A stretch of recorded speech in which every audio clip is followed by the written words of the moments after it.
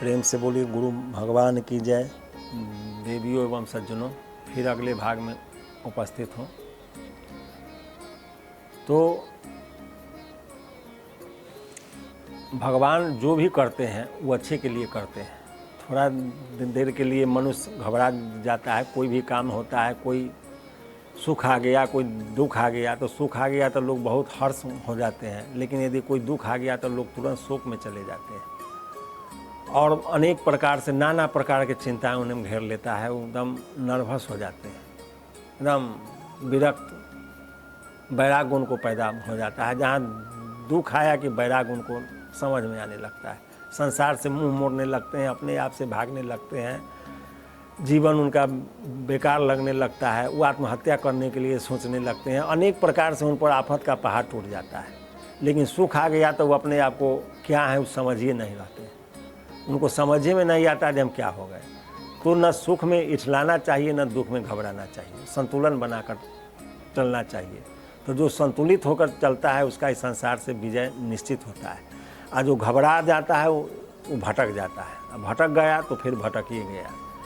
तो इसलिए संतुलन बना के चलना चाहिए। भगवान जो करते हैं वो अच्छा करते हैं, उस पर जब आप भरोसा करके चलिएगा तो तत्काल आपको दुख लगेगा, लेकिन आगे उसका परिणाम बहुत अच्छा होता है। क्योंकि हम आप सामने देख रहे हैं, लेकिन भगवान बहुत दूर देखते हैं।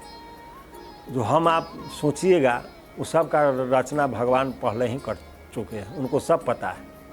इसलिए उस सब कुछ अपने विधि के अनुसार ही चलाते हैं, सब निर्धारित, उसमें घबराना नहीं चाहिए। आपका यदि विश्वास उनके प्रति दृढ़ है, आपका प्रेम उनसे बना हुआ है, तो दुख भी सुख में बदल जाएगा। और नहीं तो दुख तो है ही है। ये तो संसार का नाम है दुखालय, अशाश्वत।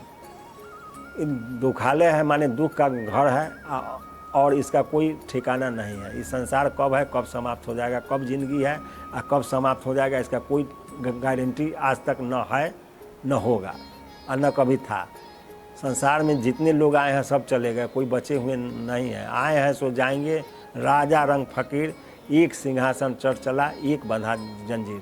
सबको जाना है यहाँ से, आज तक यहाँ कोई नहीं रहे। तो भगवान जो करते हैं वो अच्छे के लिए करते हैं। तो एक राजा थे, उनका एक मंत्री था। तो राज्य में बहुत से मंत्री थे, लेकिन एक मंत्री उनका बहुत प्रिय था। और राजा शिकार के बहुत प्रेमी थे, बराबर शिकार करने के लिए जाते थे जंगल में, बहुत घने घने जंगल में बहुत दूर दूर तक चले जाते थे। तो शिकार करते करते राजा जहाँ भी जाते थे तो मंत्री उनके पीछे पीछे पीछे एकदम फरछाही की तरह लगा रहता था, कभी उनको छोड़ा नहीं अकेला। तो एक दिन राजा का एक उंगली कट गई, उंगली थोड़ा सा कट गया तो राजा थे, राज्य में पूरे राजभवन में बात फैल गया कि राजा साहब का उंगली कट गया, खून बह रहा है। सारे मंत्री लोग जमा हो गए, जितने दरबारी थे, दास दासियां सब आ गया। सब लोग एक शोक का लहर हो गया कि राजा साहब का हाथ का उंगली कट गया, उससे खून बह रहा है। सब दुखी हो गया, राज वैद्य आ गए। लेकिन जो उनका करीबी जो मंत्री था, जो उनके साथ हर जगह जाता था, शिकार से लेके सब जगह, उस मंत्री को ये बात मालूम चला तो कहा कि भगवान जो करते हैं अच्छे के लिए करते हैं। अब जितने मंत्री थे सब उससे जल रहे थे, इसलिए कि वो राजा के बहुत करीबी थे। इसलिए सब मंत्री उसको देख रहा था कि इसको कहीं कोई ऐसा समय आवे, वैसा मौका आवे जो इसको राजा के और इसके बीच में कुछ चाल चल के दोनों को मतभेद करा दें। अब इससे बढ़िया मौका किसी को नहीं मिला। सब जा कर के सारे मंत्री मिल के राजा के कान पूरा फूंक दिए कि महाराज आपकी उंगली कट गई, सब लोग शोक में हैं। और वो आपका जो प्रिय मंत्री है वह कह रहा है कि जो हुआ अच्छे के लिए हुआ, भगवान जो करते हैं वो अच्छे करते हैं। बताइए इस दुख के घड़ी में उसको कोई आपके लिए चिंता नहीं है, वो आपका विरोधी है, आपसे वो जलता है, आपसे वो जलन करता है। माने अनेक प्रकार से कान के जड़ी में उनको मंत्र फूंका। बस राजा कोई बात लगा जो हो सकता है ये सब लोग आया तो सब दुख प्रकट किया, और वो आया भी नहीं और दूर से ही बात बोला है। हो सकता है जो उसके मन में कुछ चलता हो, उसको ज़्यादा मानते हैं, उसको लेके हर जगह जाते हैं तो उसके मन में कहीं अभिमान आ गया हो जो राजा हमारे बिना नहीं चल सकता है, इस अभिमान से कहीं बोला हो। तो राजा को इस बात को सुनने के बाद बहुत बुरा लगा, तो कहा जो उसको कारागार में बंद कर दो। अभी तुरंत आदेश हुआ, उस मंत्री को उठा के कारागार में बंद कर दिया गया। अब वो राजा कल होके फिर शिकार पर गए। शिकार पर गए तो फिर एक हरिन के पीछा करते करते करते करते एक घनघोर जंगल में चले गए। और उनके साथ जो उस दिन मंत्री लोग गए थे, अब राजा बहुत दूर चले गए, अब एक दूसरे से सब बिछुड़ गए तो ये सब मंत्री लोग और जितने सिपाही थे सब खोज उज के लौट गया। खोज खाज करने लगा लेकिन वो मिले नहीं, सब लौट गया। और राजा चलते चलते चला गया एक सुदूर जगह पर, बहुत सुनसान घनघोर जंगल में। वहाँ जंगली लोग सब वास करते थे। वो जब देखा कि हाँ एक मनुष्य आया है और राजा है, बस तुरंत इसको पकड़ लिया। पकड़ के तुरंत जो है ले गया। और सब लोग जितने भी थे वो सब जंगली लोग थे, वो सब माता काली के भक्त थे। वो सब काली जी को पूजा करता था और उसमें रोज़ एक न एक बलि प्रदान करता था, जिससे उसके काली माँ खुश होते थे। तो राजा जब पकड़ाया तो राजा के लेके गया तो सब बहुत खुश हुआ और सोचा कि आज तक तो हम लोग इतना दिन जंगली जानवर का ही बलि प्रदान किए हैं, लेकिन आज एक राजा का बलि प्रदान करने का मौका मिलेगा जिससे माता खुश होगी। आज वो सब पूरा उत्साह था कि आज माता को बलि प्रदान करेंगे, एक राजा है और उसके बाद इसका भोग लगेगा। तरह तरह से सब खुश थे। सब लेकर के गाया हुआ और ले जा कर के राजा को बलि के लिए स्नान करके उसको तैयार करके और जो ही माता काली के पास लेके पहुंचा तो उसके जो पुरोहित थे, जो मंत्र के द्वारा अभिमंत्रित करके माता काली को बलि चढ़वाते थे, तो माता काली के बलि देने का एक नियम था, जिसके शरीर से कभी खून नहीं निकला होगा उसी का बलि वहाँ होता था। तो जब राजा को माता काली के पास लेके जाया गया बलि के लिए, तो आचार्य जो थे वो कहे कि रे भाई ये राजा सर्वगुण संपन्न है ना, इसका सर्वांग संपन्न है ना, इसका पूरा अंग संपन्न है कि नहीं, कहीं कटा फटा तो है नहीं। जब इसका कटा फटा चेक होने लगा तो इसकी एक अंगुली कटी हुई थी।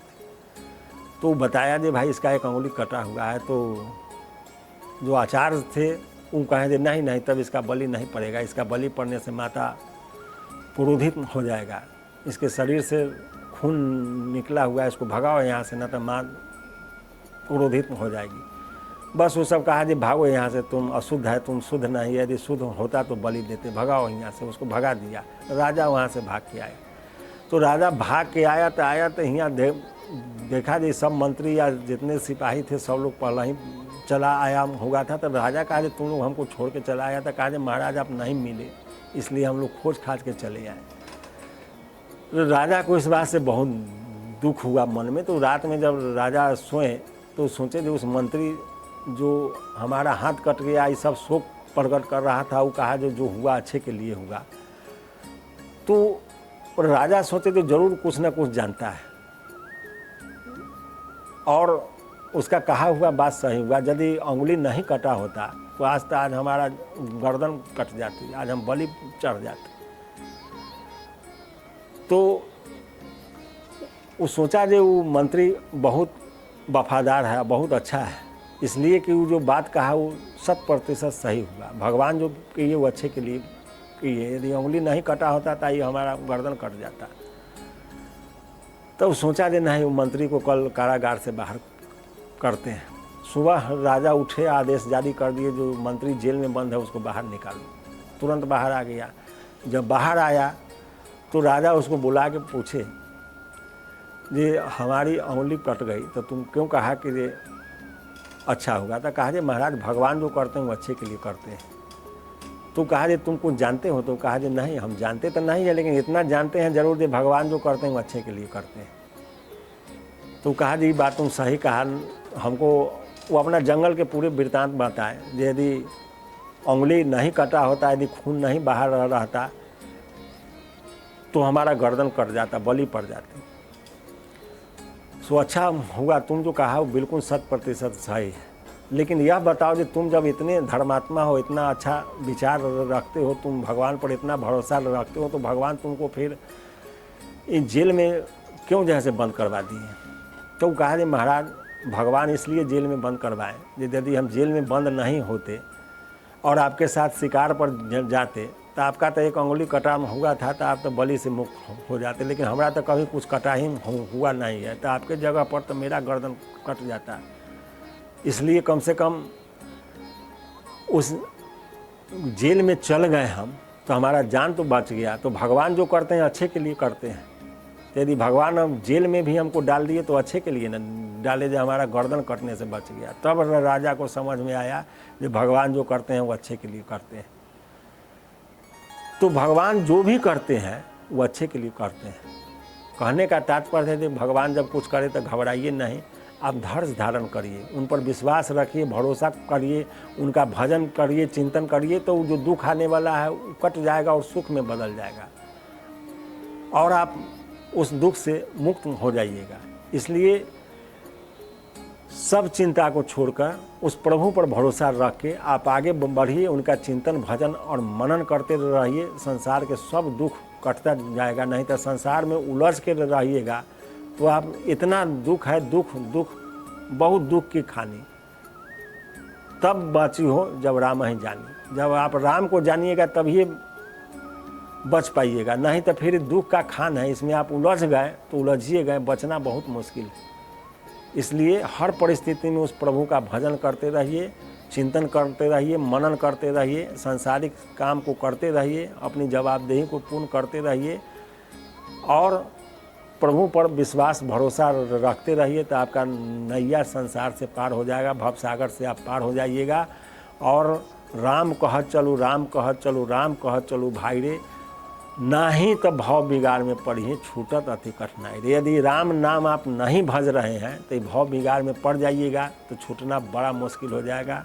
इसीलिए हम बार बार आपको राम राम राम रटने के लिए कह रहे हैं। यही एक साधन है, यही एक औषधि है जो कि आप जरा जन्म मृत्यु के दुख से मुक्त हो सकते हैं, न तो इसका कोई दूसरा औषधि नहीं है। इसीलिए उस प्रभु पर भरोसा रखिए और राम राम रटते रहिए।